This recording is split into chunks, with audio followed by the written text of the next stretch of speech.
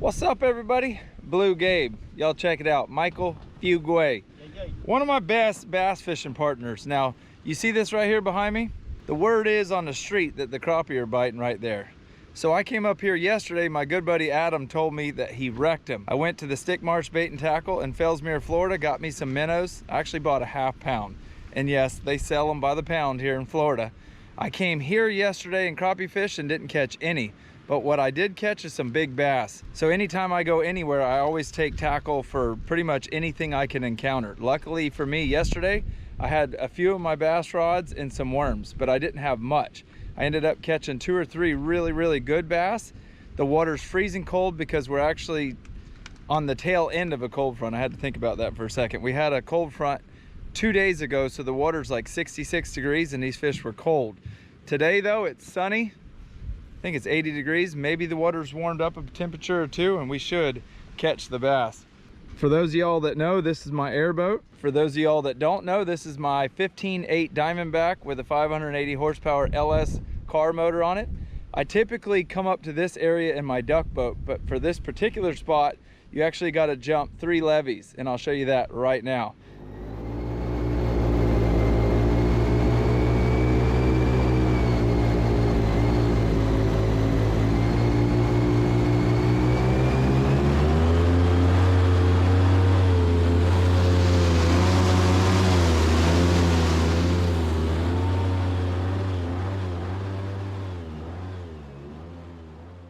The first one you come to is covered in wood, which allows my boat to come up and over it pretty easy. The second one, the same thing. But this third one right behind me is all grass and rock.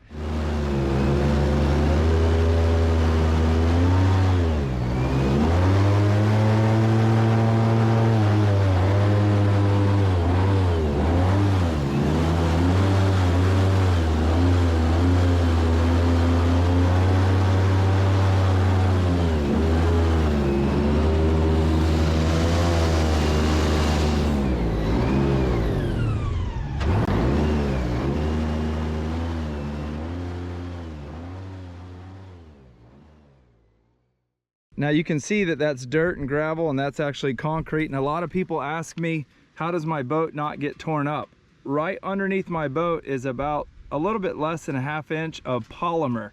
Polymer is a really hard plastic that actually protects the bottom of the boat, which is actually aluminum. And that allows me to run over all kinds of stuff that you wouldn't ever normally do in an aluminum or a fiberglass boat. This is what I caught them on yesterday, but with a paddle on it.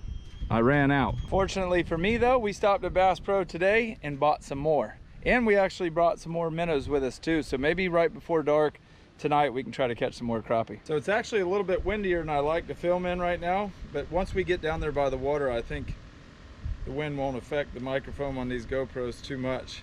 We're actually up here in South Central Florida near Fellsmere and the Stick Marsh.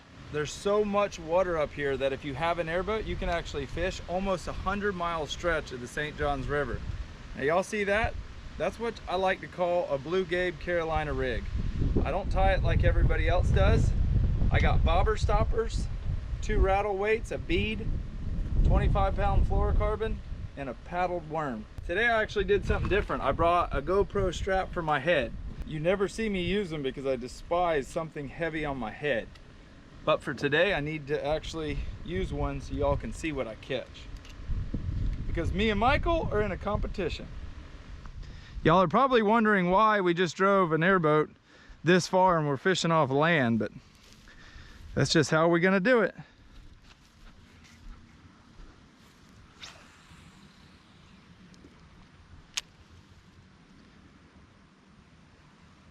Look at that, 2 big alligators. Might as well get closer to the water since there's alligators here.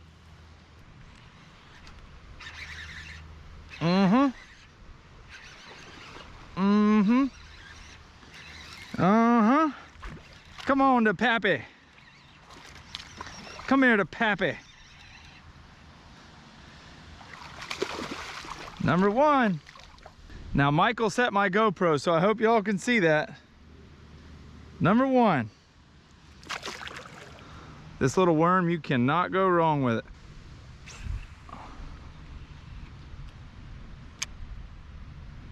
Anytime you're fishing a Carolina rig, it's all about being slow. That weight's down there bumping. Can you see that big alligator?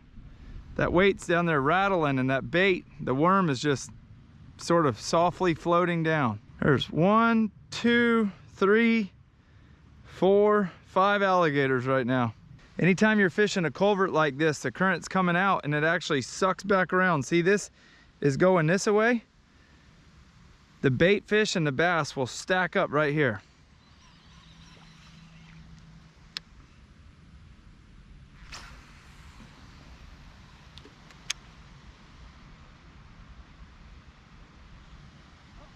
You got one?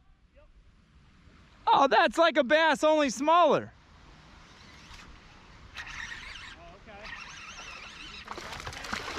Uh-huh. Uh-huh.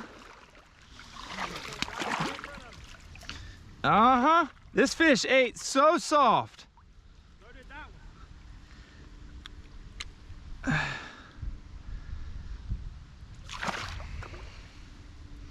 Whenever you're using this rig, always make sure you're fishing it weedless so it comes over any logs or debris.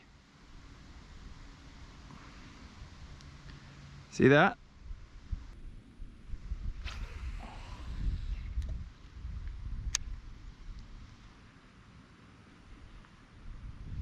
You just want to drag the weight right across the bottom. Just, oh, oh, oh, oh, oh, oh, son, a cypress trout. Cypress trout. Yeah. Oh, mudfish. That's what my grandpa used to call a bowfin. Y'all check out this gnarly looking thing. It's like a snakehead, but it's actually native around here. It's called a bowfin, but my family, all the old timers used to call them cypress trout. Look at the teeth on that thing. Unfortunately, he's not on the menu. We're gonna turn him loose. Michael, I'm one bass and one mudfish up right now, son. I'm glad there's not sand spurs right here. You ever been in Nebraska? Dude, they got serious sand spurs in Nebraska. When you're fishing this style rig and you're dragging it across the bottom, you can feel every branch, rock, any kind of grass that's down there. You just got to be real. I'm using 20-pound Beyond braid. You need a braided line so you can feel it.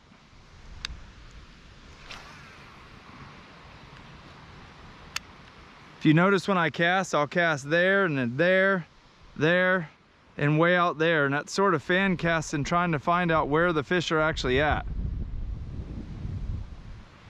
That big old gator right there at the end of my rod tip. He's steadily getting closer. If we could bring the duck boat here and fish this canal with a trolling motor, whew. All right, let me switch rods real quick. Biggin', son, biggin'.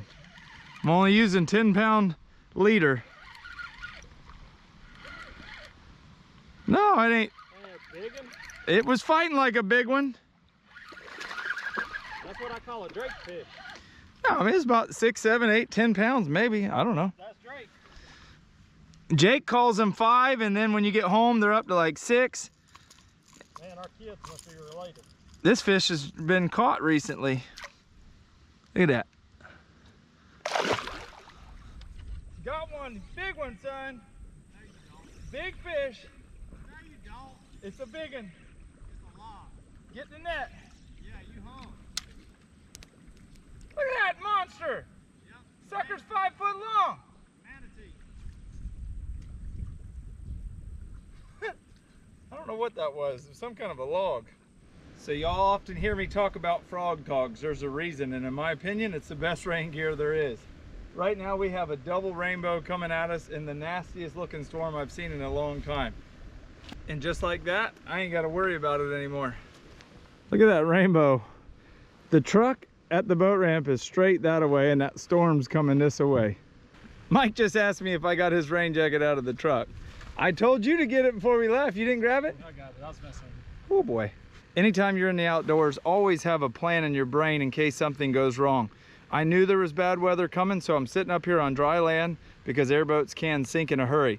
You got to imagine this boat is only 15 foot 8 inches long. For those of y'all that grew up on boats, you know that's not a very big boat. Well, it's got a motor on it built for a Cadillac Escalade or like a Corvette. That's a crazy heavy motor on a 15-foot boat.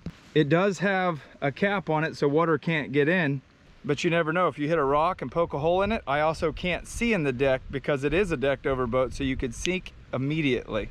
Mikey just said it's gonna be terrible. Look at how hard this storm is coming and how fast it's coming, son.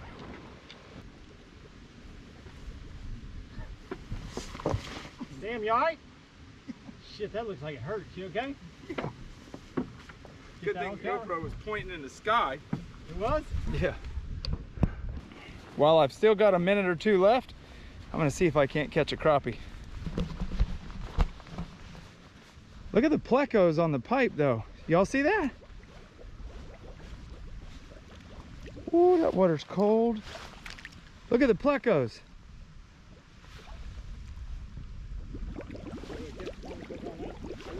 This pipe is crazy slippery.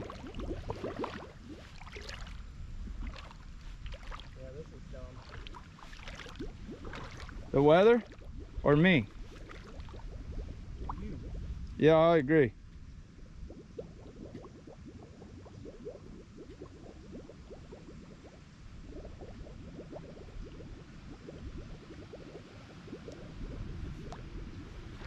If I fell in with these frog togs on, it would be hard. Look at that, crappie. Okay. He's too small though, but I don't want to move to unhook him.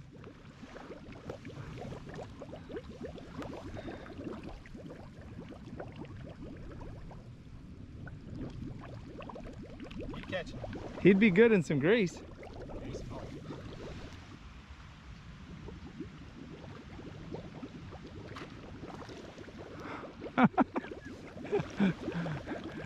Oh, look at the water bubbling. There's no size limit to him here either. Would your dad fry them whole? No, he filleted. He'd fillet them little ones? Yeah. Y'all give me a thumbs up for fishing on this culvert right now. It's slippery, and if I fell in, I'd probably die of hypothermia. I'd have to save you. Yeah, Michael would have to jump in and save me. Might not be fishing deep enough. What? They need to be bigger. It's like a crane delivering product to a skyscraper. You might have to get a little farther out. I'm not really wanting to tempt fate. There's 6 alligators down the canal. Golly. I'm telling you, the bigger ones there all out. Well, when this rain, oh my goodness. Look at the storm. Yeah, we're gonna get wet. You need to tie on 2 jigs so it gets down in the current. What the heck? Did you see how big that one was? Okay, I'll be back. I can't even let line out to get deeper because I'm one-handed holding a GoPro. Look at that biggin, son. Look at that biggin. And I don't have my oh my goodness. Oh my goodness. Oh, the wind's blowing me. No joke, the wind's blowing so hard right now. It just made that difficult. Y'all, I got a good keeper crappie now. We will cook and eat him. Look at the cards. There.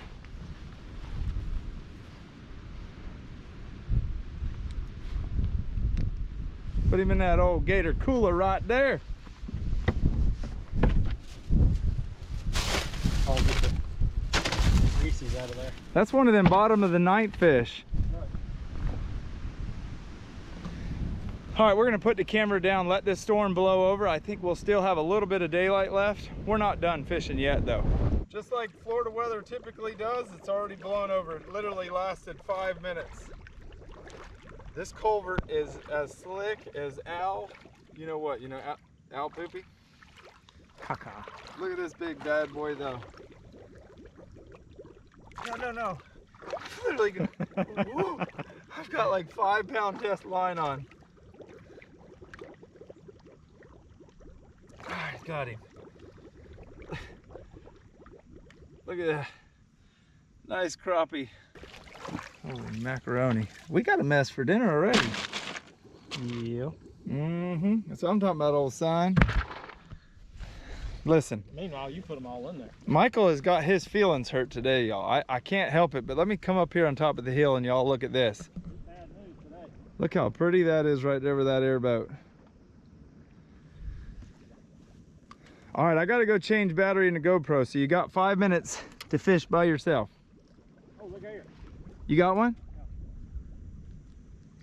Yeah. Uh-huh. Dang. Ripping lips. Obviously, that's where the water's coming in from, rushing out. And them fish are right there in that little pocket. Oh boy. Oh.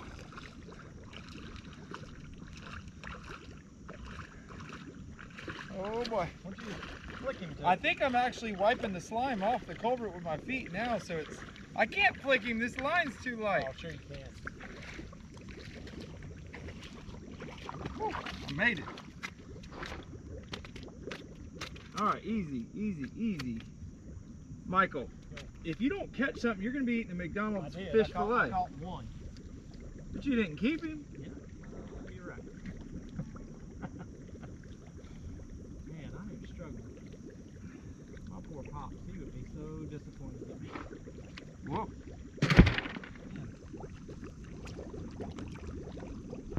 Typically I say on my channel, but can you smell it? Right now it's, but can you feel it? I tell you, Mike Worley right now is wishing I'd fall. He'd be dying.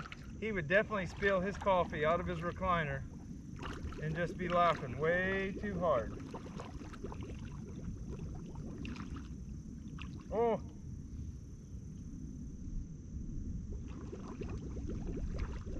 I feel like I'm in a jacuzzi with these bubbles.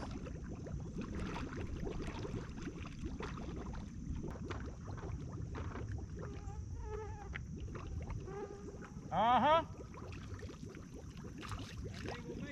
That's it, folks. Folks at home, folks at home. I think I'm ending it right now with a little itty bitty old crappie. I will see y'all back at my house in Stuart, Florida, where we're gonna cook up some crappie and something else. I literally have a freezer full of stuff. I'm gonna cook a whole entire meal of something. I don't know what yet though. Oh, I made it.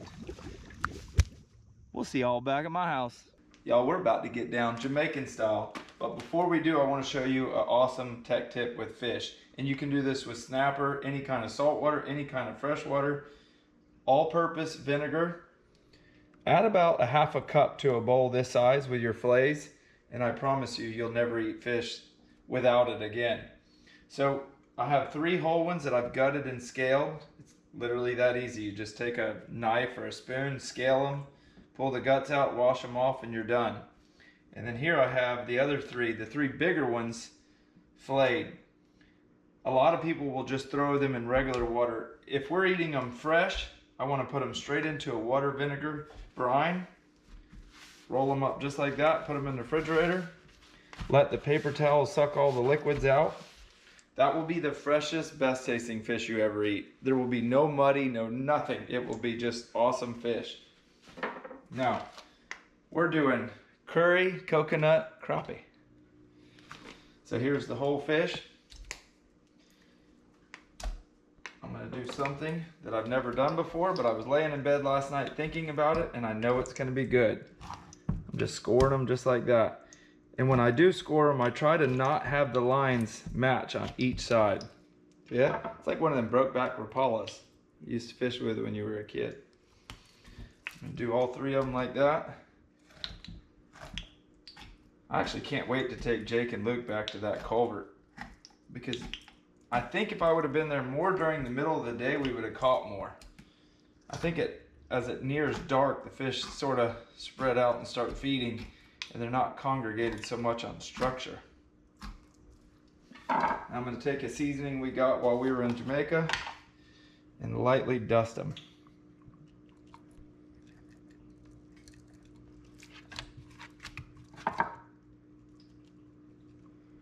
I grew up thinking curry was not very good just from smelling it. I had no idea what was actually in it.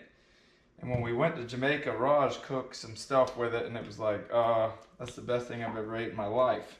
I had the same thing with curry. I think it's the word that got me. Babe, turn around and show the camera how dolled up you are right now. I had to take a thumbnail. Yo, look at that. Pretty and red. You got lipstick. Oh, she's even got red lipstick on. Y'all leave a comment below if you like your woman in red lipstick. I literally had to beg her to do it. But she also made me grow a mustache for like 2 weeks. I wanted you to grow the bottom part. It looked like mud all over my face. So here we have the vegetables. We got scallions, scotch bonnets, lots of garlic, and an onion. Now I gotta chop it all up. Y'all ever see anybody chop anything up that fast? Now one thing I learned from Raj in Jamaica is he spent a ton of time making sure he chopped everything up real fine and mixing it together. Like, he did it for so long, I was sitting there wondering, like, what is he doing? And he just took really good pride in what he was doing. So I made sure I sat here and chopped all this up as good as I could. Now I have 2 different pans on the stove right now, and holy mackerel, that stuff's strong. Both of them have organic coconut oil in them. If I had a bigger pan, I would probably do them both in the same pan, but I don't. So I'm gonna do the vegetables in this one and the fish in this one. So I'm gonna go ahead and turn the heat up. So I wanna add my ingredients. That's a clever way of doing it. Never thought about that. Putting the pan under the cutting board. I think you're gonna be pleasantly surprised when you see this dish come together. And again, I just thought about it while laying in bed. I didn't look at any recipe. I took what I learned from Raj, just common sense, and I'm gonna whip it all together as good as I can. I wanna brown these vegetables, get them pretty hot. In here, I have some rice noodles. That's gonna go on the bottom, and it all, well, as deer meat for dinner will say, fall in love. All right, I think these fish are ready for their last swim. I hope I can get all 3 of them in there.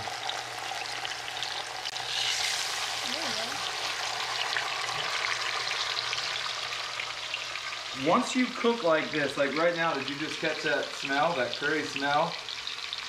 A lot of the gas stations around here sell curry food like on a little buffet to people, and you walk in and it's that smell, and to me it's not that pleasant of an aroma until you taste it, and then you're like, wait a second, they're on to something. They're on to something. Now I just want this at a medium heat. I don't want it to get real hot. I want this to get real hot.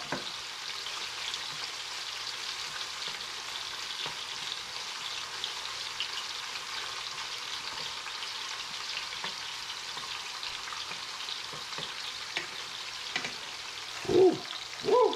Them onions getting in your eyes? And then scotch bonnets. Woo, woo. I'm taking these fillets right here to my mom and my dad because we're actually going to pick the kids up, and we're going to meet some new friends in Naples, Florida, where we're going to a big ranch, getting on his side-by-side. I'm gonna go shoot some snipe, and it's gonna be so much fun because typically I gotta do it off my airboat, which it's a long haul to do it on my airboat, and a lot of work goes into it. So now we get to go relax on a side-by-side and ride around, and the kids are coming, and it's going to be fun.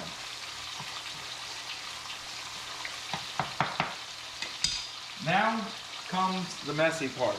One thing I have learned about this stuff, it will stain everything you put it on. Wait, you're putting it in that pan? Yeah. I'll have to buy her a new pan.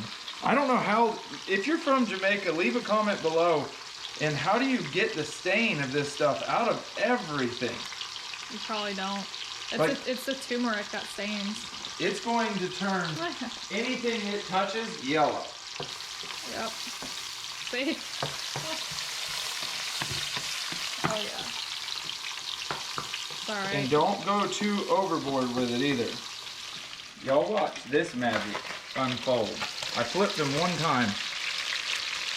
You don't really have to drain the grease off because it's coconut oil. It's what everything else was cooked in.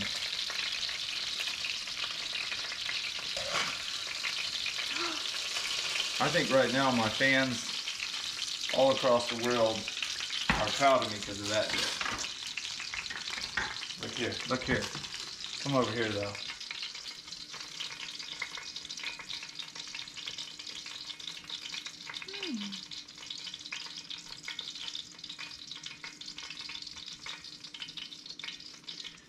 That right there is going to be good. And it's completely out of my element, cooking with ingredients that I'm not used to. The only thing I'm used to cooking is these rice noodles and catching those fish. So we'll try it in just a second as it cools down. I'm gonna try to clean this yellow stuff out. Y'all, if I've ever meant, but can you smell it, it's with this dish. The smells coming off this plate are absolutely mind-blowing. I'm gonna fix Kelly a little bit of a plate. Look how that fillet just comes right off, skin and all. She's actually been working on one of her videos today and just said she was starving. Look at the red on red, lipstick, eyeliner. Red is my least favorite color. Mascara. All right. You're all dolled up. How to take that coffee? All right, this is gonna be tricky. All right, there we go. That's pretty good. Got fish, got the vegetable seasoning, curry and noodles. That Scotch bonnet's got a little bit of a pop to it. Really good. A little bit of a kick though. Whew. It still hit me and I only took a little nibble. Mmm. She gave it one of those. I like it. Mmm. Mmm. And it's funny because people who like love curry, I feel like they make curry out of everything. And when you think about the flavors, they're very natural flavors. You got turmeric, you got peppers, you have onions, you have scallions. You forgot your scallions. And you can pretty much put it with any type of meat. Like, I don't know about red meat, but any white meat. Fish, chicken, crab, seafood. It would be interesting on red meat, but it's really good. All right, we got to end it. I know this has been a long video, but every now and then I can't make them any shorter than they are. And I think some of y'all appreciate that. Thanks for watching. Thanks for subscribing. If you haven't subscribed yet, hit that subscribe button. That way when I upload, you get notified right away. But like Jake always says, it's time to get up out of here and get the heck out of shape. See y'all.